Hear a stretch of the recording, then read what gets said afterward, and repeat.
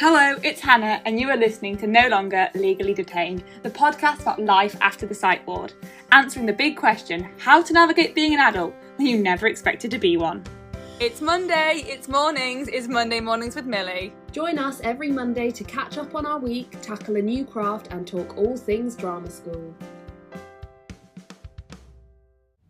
Good morning, everybody. Morning. It is another Monday morning with Millie, and we are here today. On a Monday. On a Monday. On a morning. Is my voice really deep today? Is my voice deeper than normal? I don't think it's deeper than normal, but you do have like a... Do I have a deep voice?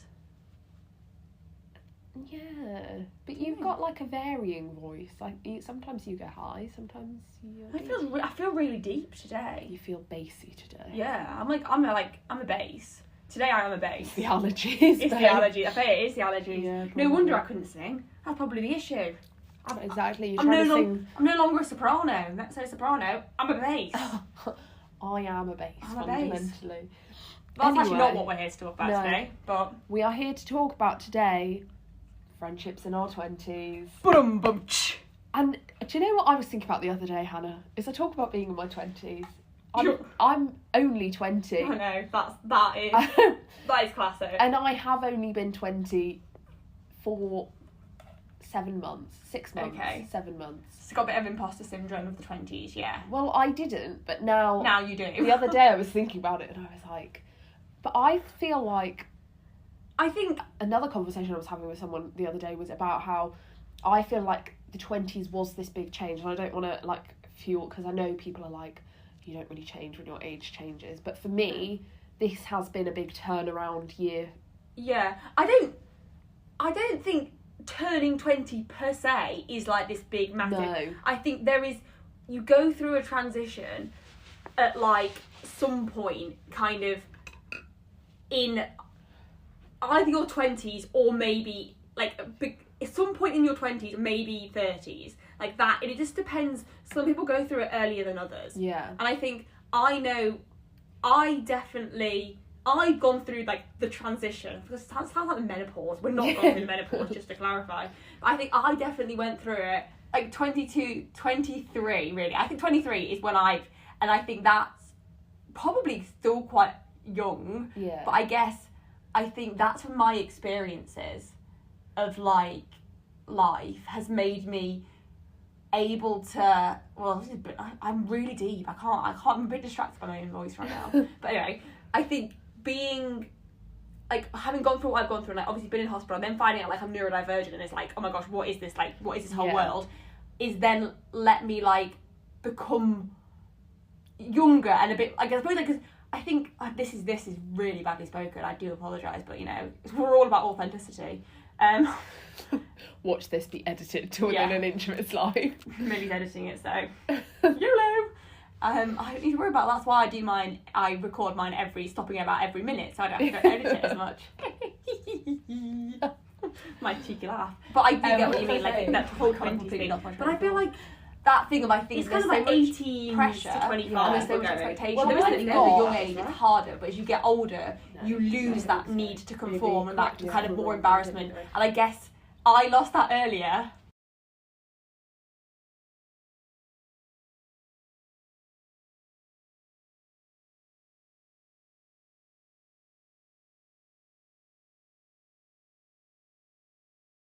So I've actually got a quote about this, about, I think, because especially, I think for girls growing up, the 20s transition period can be a lot. This is about when girls are growing up in their kind of teenage years. I feel a bit nervous now. Girls know they are losing themselves. Girls become fragmented, their selves split into mysterious contradictions. They are sensitive and tender-hearted, mean and competitive, superficial and idealistic. They are confident in the morning and are overwhelmed by anxiety by nightfall. That's us. They rush through their days with wild energy and then collapse into lethargy. They try on new roles every week. This week the good student, next week the delinquent, and the next the artist. And I really like that, but I also think that really sums up the kind of stage that you then start coming out of when you get to your 20s, and it's you have learned like, you've done all of that, you have tried on all the roles, well, not all of them, and you will keep on trying. I'm not saying that everything gets sorted when you're in your 20s. I feel like through this podcast we've been quite clear, but I felt like, I don't know, I just quite liked that. So. No, it's a nice quote. I do like it. Yeah, I think that thing of like growing up and like learning, that thing that, you know, people tell you but you can't believe until you've done it yourself. Yeah, and I feel like that's been, we've not even touched friendship yet. We're stuck on the in your 20s. I think a massive aspect of friendship comes from your own identity and your own acceptance of yourself. I think a lot of friendship things that happen come from that either lack of self-confidence or that need to, you know, be part of a group. And like, I think as you find that, you then attract other people who also have found their own, and that's when you have maybe healthy friendships or true friendships where, you know, it's that kind of, you know, people talk about meeting their like platonic soulmate, and I think that's probably happens when you meet someone who has found themselves and you've kind of feel comfortable and safe with them, so that then you feel like you can be yourself and there's nothing to hide. I guess let's get into it. I'm kind of already into it. I think we've touched on it already, but it's the idea, like, going into your 20s is quite a big transition period in terms of like finding who you are a bit more, although, I mean, we've touched on that before. Will we ever know? But also just I think once you've got a bit more of a hold on who you are, friendships change, and I think there is an adjustment that needs to be done between childhood friendships, which are generally quite like not monitored by your parents, but obviously when you're little, like, you're having play dates with people and your parents are setting up activities and you're going to the park, and then it's like, what do you do when you're a grown up and you like, or you just go out for dinner all the time or go for coffees, and it's like, I mean, mini golf is always a winner, but I think the difference between, like, I think with like childhood friendships and like the ideals that are there as a childhood friendship, that kind of like a bigger, you know, I suppose like in secondary school it's kind of like a big friendship groups like idealized, and like there are like certain things that, you know, whatever's in at the time of when you're there, like that's what the in-group do, and it's like kind of that's all very, you kind of mould yourself to be in that. Whereas I guess when you go through the transition, however old you are, whether it's in your 20s or whatever, and you start to like kind of find out who you are and like realise like your own morals and values and what you like, it's that thing of transitioning into like finding friendships that are you finding someone else based on you both having your own set things and coming together, rather than it being two people who then mould to be the same person. Actually finding people who you can connect and click with, and you don't necessarily have the basis of it being the same thing because you've both become the same thing, because that's what's like you do as a teenager. I think it's very interesting how like when you leave that structure, although like I think leaving a structure can be a bit scary, but having that when it's just you and you've started to realise or learn a bit more about who you are and what you feel is important, and you don't have other people, you're not all stuck in one place doing this. Well, I mean, on the course we were, but but I think it's different, and I think also because like on our course, you know, not that we're necessarily going to talk about that particularly, but like in terms of we all came from very different places and we were all different ages. Obviously not that different, but on the whole, whereas if you think about when you're in school, you're all in year 7, so you're all 12, or you're all in year 10, and you're so all you've all got different interests. Whereas there is an element of, and often I think also, you know, you come from, on the whole, no one's not going to be exactly the same, but you come from the same area, so you've had, you know, not everybody will, obviously that's very generalised, but you've had more similar experiences, and like, whereas when you come as like a course like we did where people have moved from all different parts of like places, and people are different ages, and obviously we all had like a core similar interest, but actually within that there were lots of different kinds of people. I think and definitely it was a different dynamic. than maybe you have at school. And I do think there's just like friendships, I think, is such an interesting conversation. And I think people think that like once you've kind of, you know, everyone probably would say that, you know, growing up in school, like friends are always such a hard thing. Yeah. And I think people think that when you kind of get to adulthood that like, oh my goodness, does it just suddenly click and suddenly friendships are easy? And they're not. And I think they actually in some ways get harder before they get easier. Yeah. I guess. And I mean, I guess, as I've always said, you know, I'm not the best one to talk about friendships. But in some ways I feel like I bring a different perspective to you. And I think that's always interesting to have different people's perspectives on kind of friends. And I think I do have a slightly more black and white, just like, say it as it is, point of view. But, you know, we like different. We accept different. We accept different. And I think growing up was really hard. And obviously it was very lonely. And I think, like, loneliness is something I do want to talk about another day. But what that did give me, you know, every cloud's got a silver lining, that when I've been able to now find myself. It's a bit like, you know, like relationships, and they say like you can't expect anyone else to love you unless you love yourself, that kind of classic cliche, and that thing of like the relationships that last are the ones that where someone's really confident and found themselves. And I think it's the same with friendships. Like it's just the same as a relationship. Obviously, there can be extra things in a relationship, but on the whole, like the basis is kind of the same. It should be built on that, you know, compatibility, and that's whether it's a relationship or a friendship. And obviously, you know, there are differences. I do know there are differences, but I think I'm lucky because.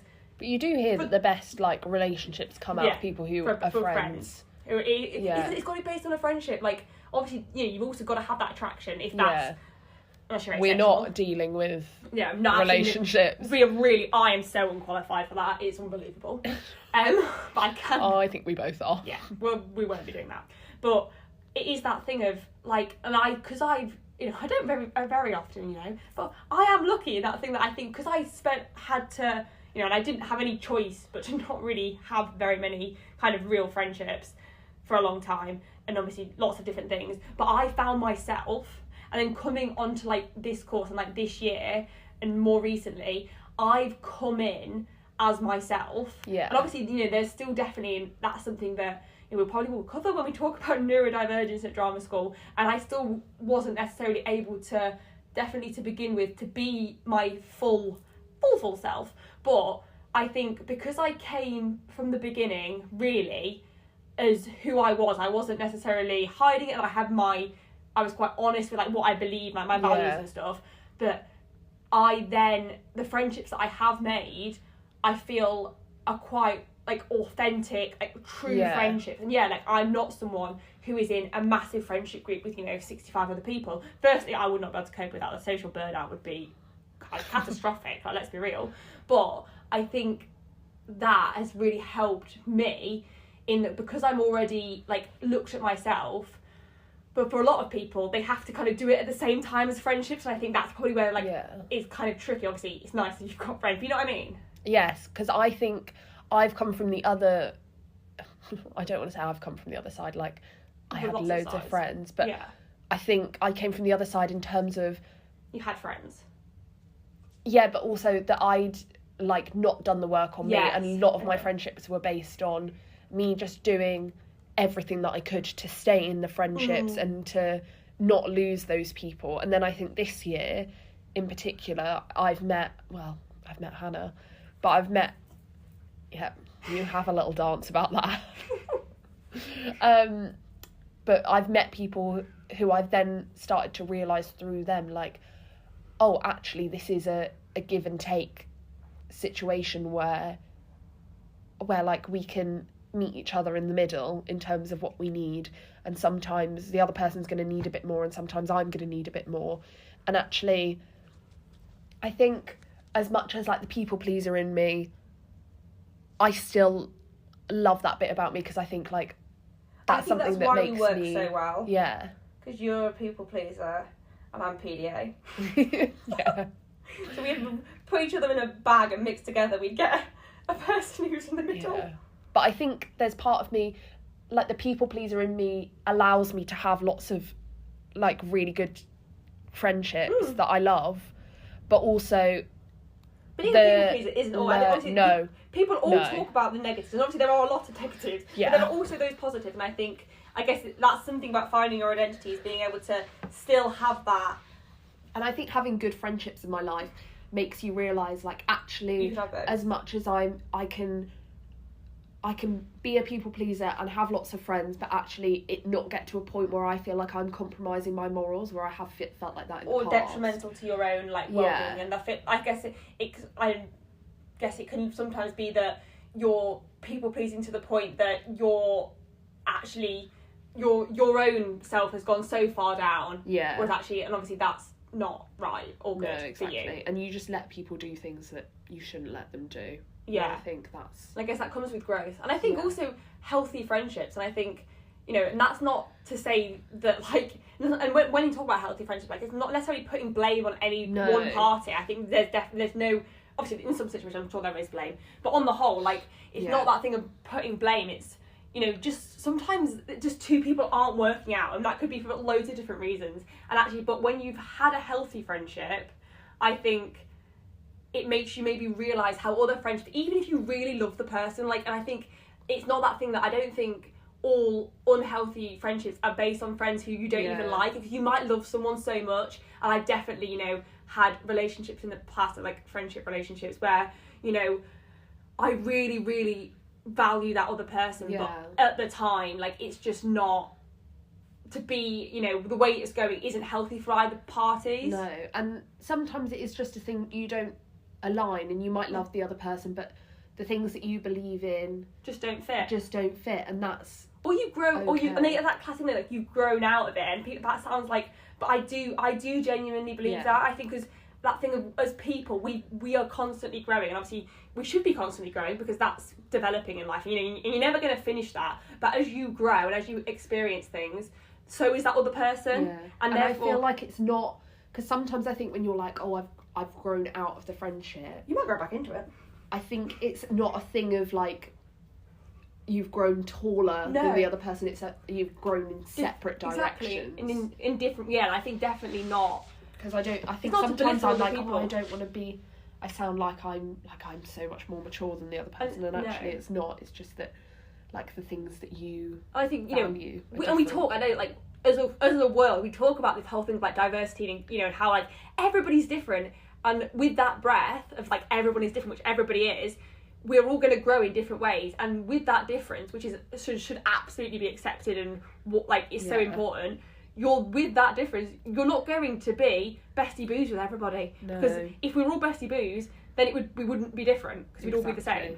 No, exactly. And I think finding the people that make you feel happy and it shouldn't be fuel you, and, like, shouldn't be work. I don't think, you know, obviously not that thing that, obviously, you know, any relationship, whether that be a friendship or whatever, takes work from both parties. Like, it's not easy, but in the same way it should be easy. Do you know what I mean? Like, it's not that there is work, and you obviously got to put the effort in, but it shouldn't be, you know, painful or kind of... No, you should want to put the work in.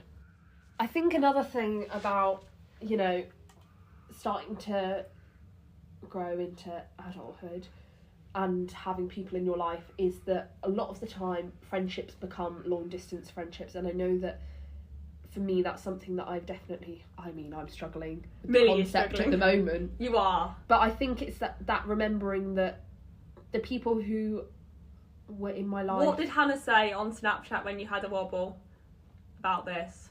Hannah said, the people who are meant to stay will stay. And sometimes we think that people will be in our whole book, but they might only be a page, they might only be a chapter, they might be a whole book. They might be 3 chapters. And they might be a series. I am the series, just to clarify. And that is hard, I think, and especially it takes a lot of acceptance to come to that. And I think, and that's not, and I'm not saying that, just to clarify, I'm not saying that I am further in the acceptance than Millie, she definitely is, but yes. That may come from a little bit of #trauma. But, you know, we don't compare. But I do think that, and I think in some ways it's nice because obviously I was, again, in a different position than Millie was, but I would have liked somebody to have kind of said some of these things, I guess, to me, when I was Yeah. really struggling with friendships, because like for so long, like friendships for me were literally like, that was it. Like, I mean, I was a bit extreme, you know, trigger warning, but the lack of friendships did leave me, you know, slightly suicidal. I say slightly, incredibly. And I think that thing of, it definitely impacted my mental health. And obviously, you know, as I've always said, you know, mental health is very complex, but that thing of friendships is just so difficult. I think because we are, as a people, we are social beings, and even like as an autistic who, you know, allegedly we don't necessarily like having friends, not actually necessarily true, very stereotypical. And you know, Yeah. I am someone who, I do absolutely want connection, and I want friendships. You know, I get lonely and I don't want to feel like I'm facing the world by myself. And this is something I think my mum said, because another thing I'm very interested about is in the whole talk of independence at uni, which is a conversation for another day, as I keep saying, because just everything that I think of goes off into a tangent. But my mum literally said something about, you know, the fact that, I can't remember, she said it way more articulately than this, so sorry Beverly, I'm about to butcher it. But that thing that, you know, we will forever need other people in our lives and forever need support, and that never stops. And it obviously might change who's giving that support, but actually, and I think, you know, I was very worried because I only had like my mum in terms of like who I felt comfortable getting support from, and that definitely made me kind of worried, because I think, well, what happens when my mum goes? Obviously, very deep, but actually, that's, now I'm having, you know, learning about friendships now, I've actually made some friends. That thing that actually your friends can also offer you like support. I think, you know, and again that goes back to like in education settings, I very much always try to make a connection with like the staff, because I always felt like I needed someone to look after me. Yeah. And I think sometimes that, you know, then that isn't necessarily the healthiest way of doing things, and actually I now know that is what friends are there for, and not in an unhealthy way. But, but that is because I think moving away, it's not the sense of like you need someone to take care of you, but you do almost, or like you need someone to take over that role as parent, but you do need people to be there. Everybody needs somebody. Yeah. Like that thing of just, you know, it's 3 a.m. and, you know, the toilet's blocked. I mean, that is a really bizarre example. That's actually not happened. But you know, that thing, and like I think that is what I'm now learning even more so. Not necessarily in relation to friendships, but like, you know, when you have that wobble in an evening, like, and you're thinking life is too much, and like that's in the past. I would sit there and I go, I don't know who can I call? Who can I call? Like, you know, my nurse is not working because they only work 9 till 5. Like, who? And actually, that is what friendship's for. Like, obviously, not all take. It's not like, no, you make your friend your therapist. But actually, in a healthy relationship, which I think we're really lucky that we have got that we can, you know, obviously be there for each other to look at, but also then in the same breath be absolutely idiotic. And I think we get a really good sense of each other as well. Like the other day, like we've both had situations where we've called the other person because we're like, something's not right here. And I think that's important. That's good and important. But also, like, because I don't want to be like, oh, we have got the ideal friendship. No, because there isn't an ideal, and it works. No. You've got. And what works for you is.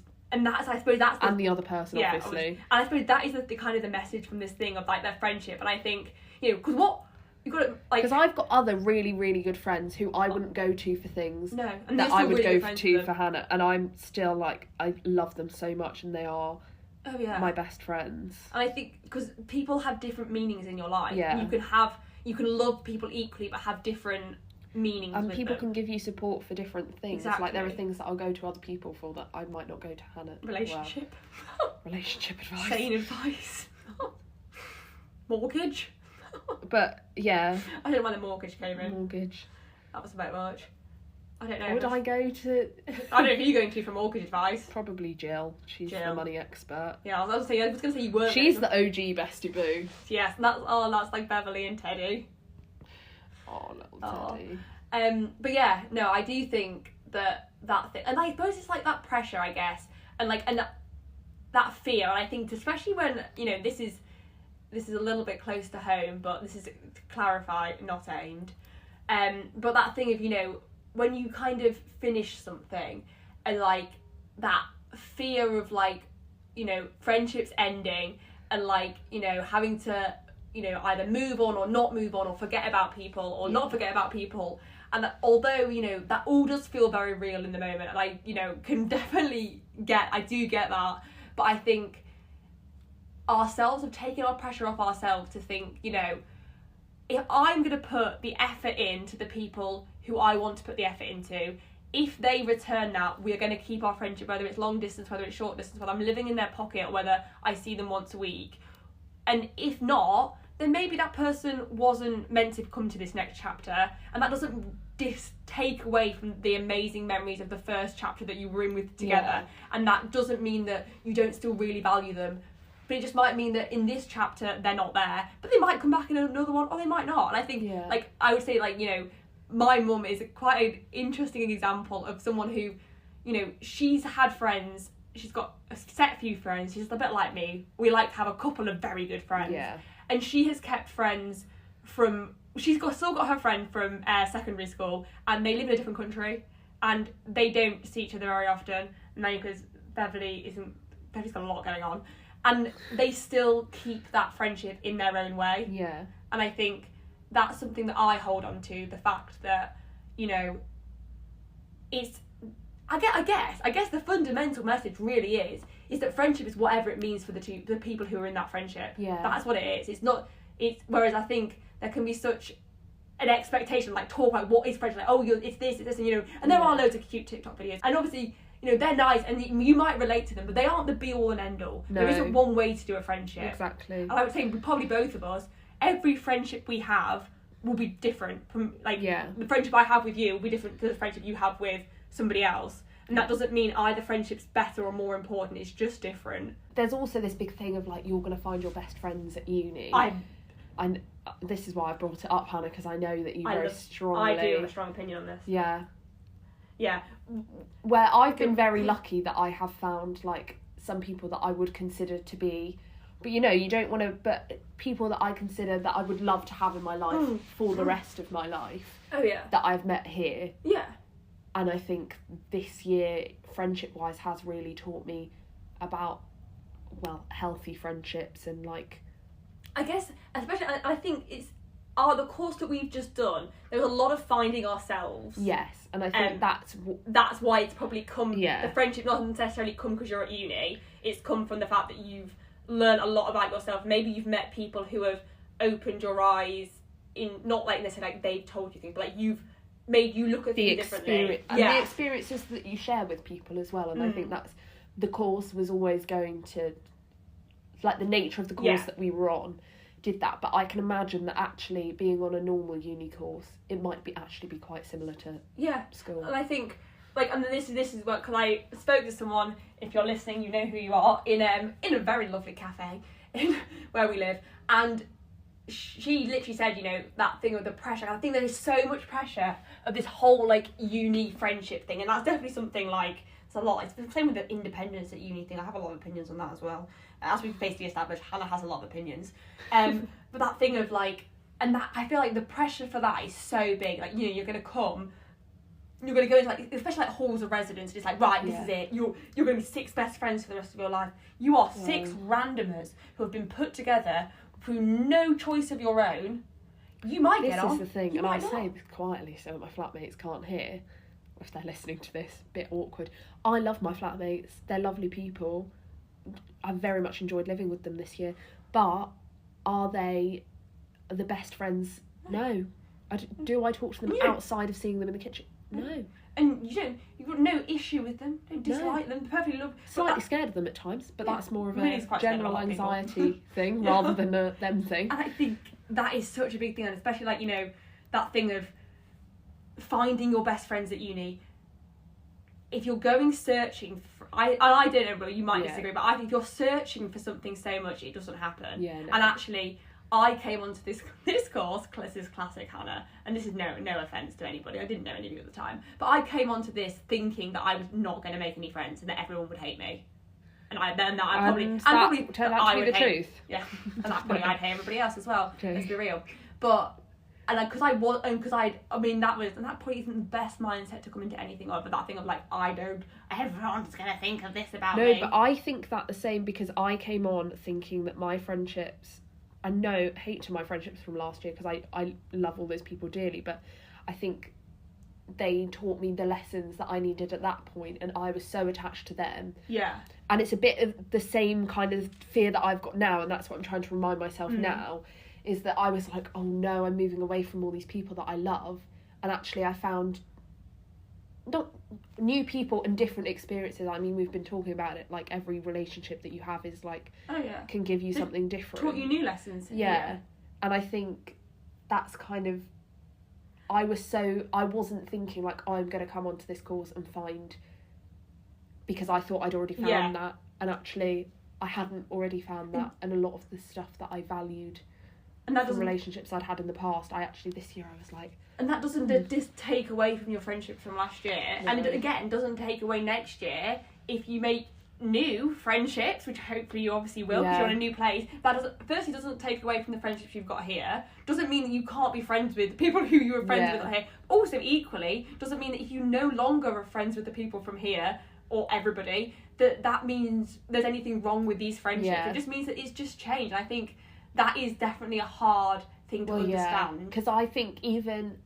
I know I'm going to go into next year and I'm going to find new people, and I was on the phone to my parents the other day. They were like, yeah, but you'll find new friends. That's a whole thing, am I going to find new friends? Yes, I will, but do I want to find new friends? At this moment, no, I don't really want to. But you can have... You're going to... It's going to happen. But it's a bit like parents, when they have a child, when they have their first child, they think that all of their love is for this one child, and they can't imagine how when they have a second child there's going to be any more space in their heart for this next child. The next child comes along and there is space in their heart for the next, because it just grows. Exactly. And I think it's like, have you seen the birthday candle analogy, where they've got a birthday candle and I've they're seen an autism video about birthday candles. This is all of my love, and then you give it to the other candle and you're like, but you see, I've still got love for myself and the love for you, and then you can go and you can light all the candles with your candle, but your candle never goes out. And if your candle is going out, that's when you need to reevaluate. Stop giving and start just lighting yourself. Yeah. Oh, not in real life though. No, absolutely not. Whilst you're listening to this, I will actually currently be on a trip away for Bella's birthday. Happy birthday, Bella. She's 21. We're 21, going on it's a big one. It only goes downhill, trip. Let me tell you. Okay, that's encouraging. I think yours has gone uphill quite a lot since 21. I take it back. It's going to get better, Bella. One day you could be sat on a floor filming a podcast. Exactly. Eating and grapes. then I'm back for Hannah's birthday, so it's all going to be iconic. And I'm going to come down to yours because I need a holiday, and you live near what I call the seaside. Even though I actually don't like going on the sand. I couldn't imagine that you would like... I can't go, I'm not going on the sand. Absolutely not. What do you think? Right, okay. I'll look at it from a distance. We'll figure out the logistics of this. This is like Liv wants to come. Sorry, Liv, you have also... Does she not like the sand either? No, she doesn't like the sea. But she like sand? I think she's all I don't like I don't like the sand either. I don't like sand or sea. Like, so why do you want to come to the seaside? Because I want to see it. Like, I just don't want to be in it or on it. Like, this is going to be like the longest episode, but I think this is an important one, and this is something that you definitely were really wanted to share. Yes. Like, that friendship thing. Let's be real. I've not been thriving with the idea. Because of friendship. And I think I think it's nice so that you can be on it. Like, to clarify, not because of my friendships, but because I actually love my friends so much that, like, moving away feels... I guess, in some ways, to wrap this up, because we could literally talk about this forever, in some ways it's nice that you're able to share that, because I think a lot of people don't talk about that aspect of friendships, and that thing of, like, you know, especially that, you know, people would be like, because especially being the person who's moving away from everybody else, and it's like, maybe, I don't know, like, taboo to be like, oh, well, because you're all going to be together and I'm moving away, people might be like, but actually, that's a lot of people feel that way. It's valid. That's very valid. And also, it's also valid if you can't wait to get away. I know last year, not because of my friendships. Because of the sand. We needed to get away. I was really looking forward to getting away and having a fresh start and finding people. You are going to find... I think the moral of the story is, you're going to find people and they're going to be the people for you. And if you haven't found them yet, they are out there. They'll be there. And you'll find them. If you have liked this episode, please like, share the podcast, share it to someone else who maybe needs a little bit of a friendship ramble, because sometimes you just need a friendship ramble. Yeah. And yeah, we will see you next week for another episode. Goodbye. Goodbye.